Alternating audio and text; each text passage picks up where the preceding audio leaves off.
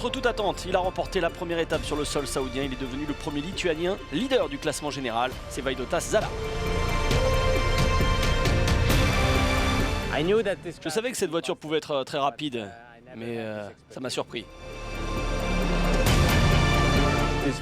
C'était au-delà de mon imagination.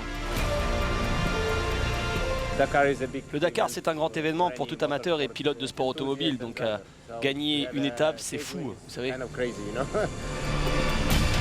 Mais la réalité l'a vite rattrapé.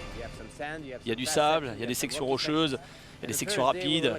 Sur cette première étape, j'ai eu la chance d'équilibrer tout ça et plus loin c'est devenu un défi plus compliqué. On doit se calmer maintenant, sinon la voiture ne durera pas.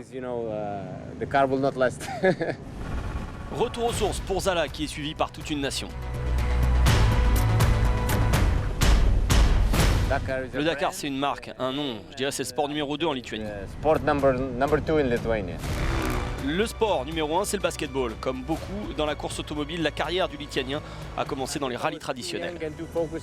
Je pense que j'étais trop jeune et concentré sur la vitesse pure et le rallye classique, c'est tout. Le Dakar, c'est un peu plus de sagesse, ça demande beaucoup de qualités auxquelles un jeune ne s'intéresse pas parfois. Mais maintenant, ça commence à devenir vraiment agréable pour moi. Une fois de plus, Zala partage sa mini avec Saulius Jurgelinas. J'ai un copilote un peu fou, d'une certaine manière, l'atmosphère est bonne. Nous essayons de maintenir cette osmose pour profiter de la course. Et le Dakar prend une grande partie de la vie de Vaidotas Zala. Ça me prend toute une année pour arriver jusqu'ici.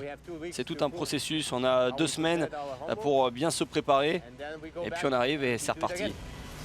Le coureur de 32 ans préfère garder le silence sur ses objectifs.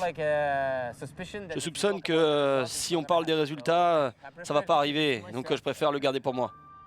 Après 5 étapes, Zala est 12e au général, ce qui est sa meilleure performance, c'était l'an dernier au Pérou.